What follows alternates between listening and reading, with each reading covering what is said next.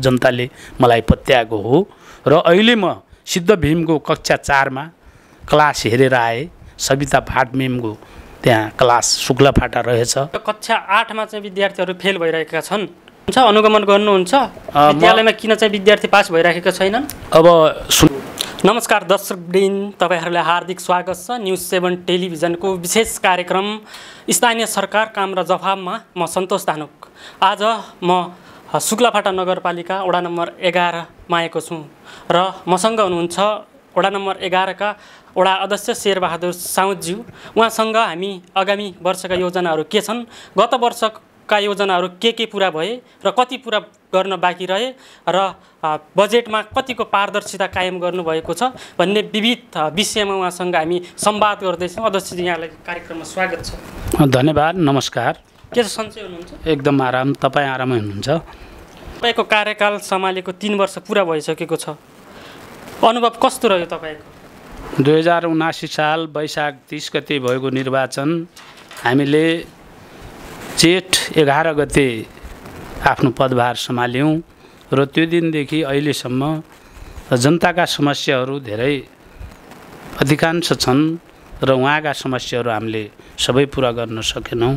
पहिलो वर्ष 50 लाख, दोस्रो वर्ष 50 लाख र अहिले तेस्रो वर्ष यस वैशाख 11 गते हामीलाई 3 वर्ष पुरा भयो, जेठ 11 गते, र 38 लाखको बजेट गत वर्ष विनियोजित गरी अहिले अब 2-3 वटा योजनाहरू हामी काम कार्य गरिरहेका छौँ। असाढ 15 सम्म सिद्ध्याउँछौँ। तर धेरैले भन्छन् जननिर्वाचित भइसकेपछि जनताका लागि सबै काम र सेवामा म कुशल र दक्ष छु, मैले ठानेको छु र मेरो मूल्याङ्कन 11 नम्बरवासी जनता र शुक्लाफाटाका आम जनताले गर्नेछन् र मैले भनेर हुँदैन। र मैले अहिलेसम्म जनताका लागि जुन वचन र मेरो नेपाली काङ्ग्रेसको घोषणापत्र र मेरो प्रतिबद्धता र यो वार्ड नम्बर 11 का 3 गाउँको भूगोल यहाँको परिस्थितिसँग मैले जुझ्नेछु। म जनताका लागि सदैव सेवकका रूपमा रहनेछु भनेर प्रतिज्ञा गरेर आएको थिएँ र म त्यही प्रतिज्ञामा लागिरहेको छु। गत आर्थिक वर्षमा 50 लाख मात्रै योजना आएको थियो। यस वर्ष गत वर्षमा 50 होइन, गत वर्ष हो र यस गत वर्षको 80, 81, 82 को 38 लाख हो। ती योजनाहरू कहाँ खर्च भए भनेर तपाईँले सार्वजनिक सुनिया या चाहिँ स्थानीय नागरिकहरूलाई कसरी चाहिँ तपाईँले चाहिँ जानकारी दिनुभयो, मैले यो खर्च यहाँ गरेँ भनेर? अब अहिले नै मैले सुनवरा नदीको तीर्थराज जोशीको घर नजिक तटबन्धन 2 लाख, गोपाल ऐरको घर नजिक तटबन्धन 2 लाख सम्पन्न भएर सार्वजनिक सुनवाई भएर ती उपभोक्ता समितिले निर्माण पूर्ण गरेको छ। त्यसै गरेर प्रेम ऐरको घर नजिक हुँदैछ, जहरी सार्कीको घर नजिकको चितौरा खोलामा हुँदैछ र तल हाम्रो सूर्य साईको घर नजिकको 2 लाखको तटबन्धन विपदको योजनाको कार्यक्रम भएको छ। पूर्वाधार सडकको उसमा कमला कामीको घरदेखि रेलडन्नीसम्मको 3 लाख ग्रेभेल पानी पिच पूर्ण भएको छ र धेरै ठाउँहरू शिवधारा बोरिङदेखि 1 लाखको तपाईँको ग्रेभेल पुरा भएको छ। 3 लाखको होम पाइप खरिद गरेर आम जनताका लागि ती सडकहरूमा त्यो जडान गरिसकेको छौँ। सडकहरू चाहिँ कालोपत्रे कति बाँकी छन् तपाईँको वडामा?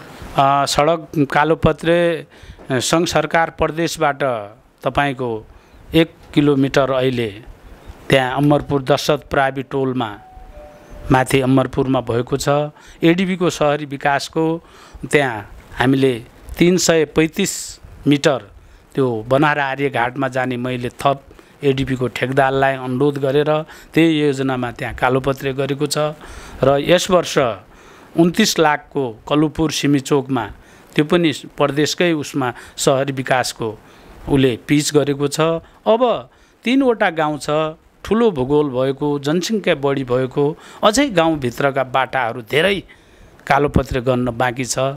र बिजुली बत्तीको समस्या कतिको छ तपाईँको वडामा?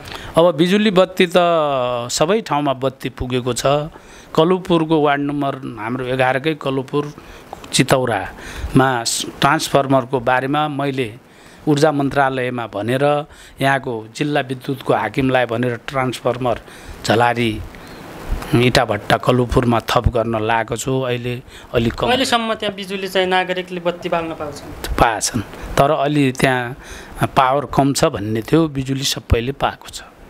अनि कृषि क्षेत्रमा चाहिँ कस्ता योजनाहरू ल्याउनु भएको थियो? अनुदानहरू कृषकले पाए कि पाएनन्? के गर्नु भएको छ? कृषिमा पनि यस वर्षको उसमा हामीले पहिला गत वर्षको उसमा किसानहरूलाई सब्सिडी दिन एउटा किसान मेला लगाएका थियौँ। ती किसानहरू 10 जना अतिरिक्त ती सन्तुना, डम्बर बिष्ट, एउटा राणाजी र कुँवरजीलाई हामीले फर्स्ट सेकेन्ड आलु खेतीमा कुँवरजी फर्स्ट डम्बर बिष्टजी हुनुभएको थियो। उहाँ अहिले पनि तरकारी खेती गर्नुहुन्छ दिपनगरमा। त्यस्तै हाम्रो जनक कुँवरजी, हामीले किसानहरूलाई पनि किसान मेला गरेर उत्पादन ल्याउने गर्ने राम्रो उत्पादक किसानलाई पुरस्कृत गरेका थियौँ। जस्तो युवा रोजगारी सिर्जनाको विषयमा तपाईँबाट अहिलेसम्म ठोस पहल के भएको छ? अब मैले 88-89 करोड यस शुक्लाफाटामा जम्मा बजेट आएको पुँजीगत र चालुमा। त्यसपछिको हाम्रो पुँजीगत बजेटको वडालाई जाने 5 करोड 6 करोडमा 12 वडा छन्। 50 लाख त घर बन्दैन। त्यो योजनाले मैले स्वरोजगारलाई दिन सक्छु र निर्माण पूर्वाधारका कार्यहरू तालिमहरू दिनुभयो कि नै? र त्यो छ। र मैले पहिला लागु औषधका युवाहरूलाई 50,000 को योजना गरेर एयर फिटनेस क्लबमा लागु औषधबाट उनलाई दूर गराउन व्यायाम गराएको थिएँ। र युवाहरूलाई खेलकुदमा मैले सब्सिडी दिएको छु। बोल, क्रिकेट यस्तो खेलाडीहरूलाई सहयोग गरेको छु। जस्तो पछिल्लो समयमा सरकारी विद्यालयहरूको गुणस्तरहरू एकदमै खस्किरहेको छ। तपाईँ यहाँको चाहिँ 11 नम्बरको वडा अध्यक्ष पनि हुन्छ। समग्र यो क्षेत्रमा पर्ने विद्यालयहरूको गुणस्तर सुधारका लागि तपाईँले चाहिँ के पहल गर्नुभएको छ? मैले निर्वाचित भइसकेपछि मैले सबै विद्यालयलाई यहाँबाट अनुदान रकम छुट्याएको थिएँ। पोहोर साल अब हामीले शुक्लाफाटा नगरपालिकाले शिक्षा क्षेत्रमा ठुलो लगानी लागेको छ। 2 करोड 35 लाख रुपियाँ हामीले यहाँको शिक्षा क्षेत्रमा लगानी लाछौँ। त्यो शिक्षा क्षेत्रमा हामीले नगर शिक्षक दिपनगर आधारभूतमा, सिद्ध भीममा, दशरथमा र सरस्वती माविमा त्यहाँबाट धेरै टिचरहरू दिएको छ। र वडाबाट अब बजेटिङ नगर्ने र त्यत्रो लगानी छ भन्यो। र हाम्रो दशरथ आधारभूत दलित बस्ती छ, त्यहाँ मैले गत वर्षको 1 लाख अनुदान उहाँलाई राखेका थिएँ। अरू विद्यालयमा गत वर्षको हामीले 2 करोड 35 लाख रुपियाँ शिक्षा शाखालाई खर्च गरिसकेका हुनाले त्यस वर्ष हामीले तपाईँको अनुगमन चाहिँ कतिको हुन्छ विद्यालयमा? आज कक्षा 8मा चाहिँ विद्यार्थीहरू फेल भइरहेका छन्। यो विषयमा तपाईँले जानुहुन्छ, अनुगमन गर्नुहुन्छ? विद्यालयमा किन चाहिँ विद्यार्थी पास भइरहेका छैनन्? अब सुन्नुहोस्, शिक्षाको गुणस्तर बढाउनका लागि त्रिगुणात्मक सम्बन्ध हुनुपर्दछ। अभिभावकले र व्यवस्थापनले व्यवस्थापन गर्ने, विद्यार्थीले पढ्ने र गुरुवर्गले पढाउनु पर्दछ। त्यसको तीनै कुरा यति मिलेन भने गुणस्तर हुँदैन। र म पूर्व विद्यालय व्यवस्थापन समितिको अध्यक्ष पनि हो सरस्वती माविमा। र मेरो कार्यकालमा भएको कुरा र म त्यो पद र त्यो सेवाले यो कुर्सीमा पनि पुगेको हो, जनताले मलाई पत्याएको हो। र अहिले म सिद्ध भीमको कक्षा 4मा क्लास हेरेर आएँ। सविता भाट मेमको त्यहाँ क्लास शुक्लाफाटा रहेछ र मैले सोधेँ र म अनुगमन निरीक्षण गरिरहन्छु र अहिले पनि म गरेर आएको छु। यो दोस्रो चाहिँ खेलकुद क्षेत्रका लागि तपाईँले ठ्याक्कै के गर्नुभएको छ? अब खेलकुदका लागि मैले यहाँको खेलाडीहरूलाई ब्याडमिन्टन, क्रिकेट, कबड्डी, भलिबल यी सबै खेलाडीहरूलाई अब सहयोग दिएको छु। भलिबल, क्रिकेट, बोल, ब्याट वितरण गरेको छु। र त्यहीको फलस्वरूप यो हाम्रो यहाँ ट्रफीहरू आछ। ऊ मलाई खेलकुद यो बुझादो करातेले पनि हामीलाई सम्मान दिएको छ र सहयोग गरेकै छ। र मैले खेल जगतमा पनि जस्तो यो वडाको योजनाहरू छनौट गर्दा राजनीतिक र नातावादहरू हेभी हुने भन्ने गुनासो पनि आइरहेको छ। तपाईँ यसलाई कसरी खण्डन गर्नु?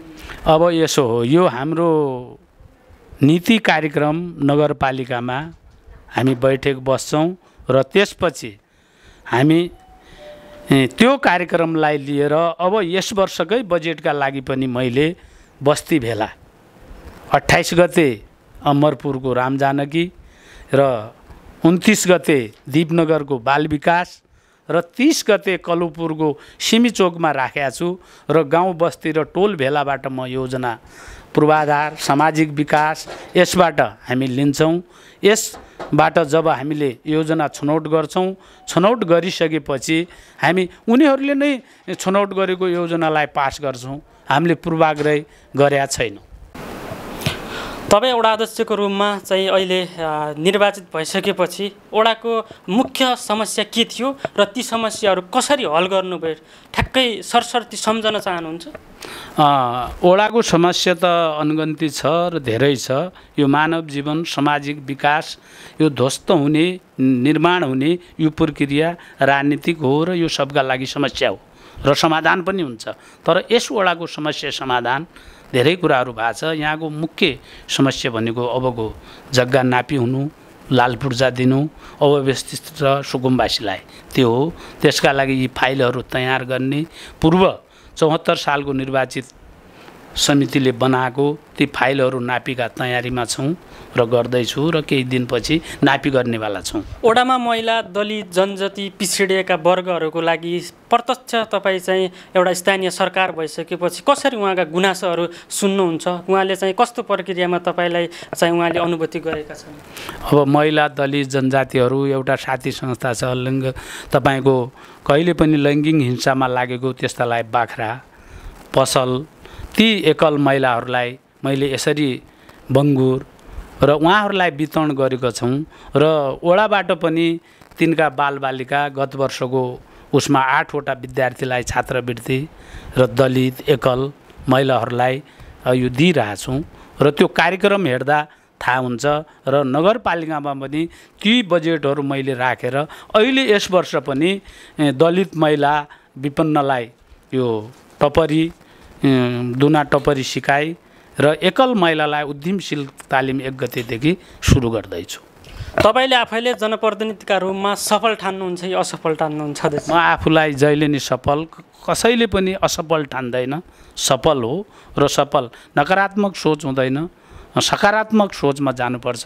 म सदैव सफल छु र मलाई सफल बनाउने नबनाउने मेरो यस भेगको जनता र यहाँको जनप्रतिनिधिलाई यहाँको मत हाल्ने जनता हो र मैले त राम्रै गरेको छु र उहाँले मेरो मूल्याङ्कन कस्तो गर्नुहुन्छ म ती आम जनतामा छोड्न चाहन्छु र मेरा यस तीनै गाउँका आम जनतालाई सदैव म सही सुखी र सन्दर्भ यो वडाको विकास गर्न पाऊँ उहाँको आशीर्वादको आशामा छु। आगामी 5 वर्षमा फेरि तपाईँ एउटा जनप्रतिनिधिको रूपमा जनताले चुन्यो भने तपाईँलाई लागेका अबका ठ्याक्कै मैले यति चाहिँ कतिवटा चाहिँ मेरा विषय छन्, यो विषयमा म चाहिँ काम गर्छु भनेर ठ्याक्कै भन्नुपर्दा सम्झनुहुन्छ के छन्? अब मैले भनिहालेँ, एउटा त यहाँको जनतालाई लाल पूर्जा दिने हो मेन कुरा। यहाँको भूमि चलन भोगमा छ र उसको नाममा प्रमाण पूर्जा छैन, गाह्रो छ एउटा। दोस्रो, युवाहरू वयसको पसिना विदेशमा बगाउँदैछन्, तीलाई स्वरोजगार दिने र त्यहाँलाई आफ्नै नेपाली माटोमा वयसको पसिना बगाउने म त्यो लक्ष्य र उद्देश्यका साथ। तपाईँ आफ्नो वडावासीहरूलाई के सन्देश दिनुहुन्छ? वडावासीलाई म के भन्छु भने जति 3 वर्षमा हामीले विकास गर्न सक्यौँ, आवश्यकता धेरै छ, सीमित बजेट छ र जति पनि भए सक्ने कुरामा मलाई सहयोग साथ दिनुहुनेछ र उहाँका लागि सङ्घ प्रदेशमा मैले योजना माग गर्नेछु र जनताका लागि सदैव म सेवामा समर्पित रहनेछु। अहिले के गर्दै हुनुहुन्छ? जस्तो जनप्रतिनिधिहरू त अहिले त केन्द्रतिर प्रदेशतिर बजेट ल्याउनको लागि गइराखेको अवस्था छ, तपाईँ चाहिँ किन जानुभयो? म हिजो गएर मैले पनि पूर्वाधारमा 3 वटा सडक अनि सामाजिक विकासमा यी सार्वजनिक भवन विद्यालय तटबन्धन धेरै मागहरू सचिवज्यूलाई लेखेर ल्याछु र उहाँलाई लेखाएर गएको छु। पहल कदमी हिजो गरेर आएको छु। हस्, धन्यवाद यहाँको समय र संवादको लागि धेरै धन्यवाद। धानुकजीलाई पनि धन्यवाद, यो हाम्रो 7 टेलिभिजनलाई पनि धन्यवाद। मेरो जनताप्रति आफ्नो भावना प्रसारण गरिदिनु हुने भएकोले र तपाईँले लिएको यो कुरा जनता माझ पुर्याउनु हुने योलाई पनि टेलिभिजनलाई धन्यवाद।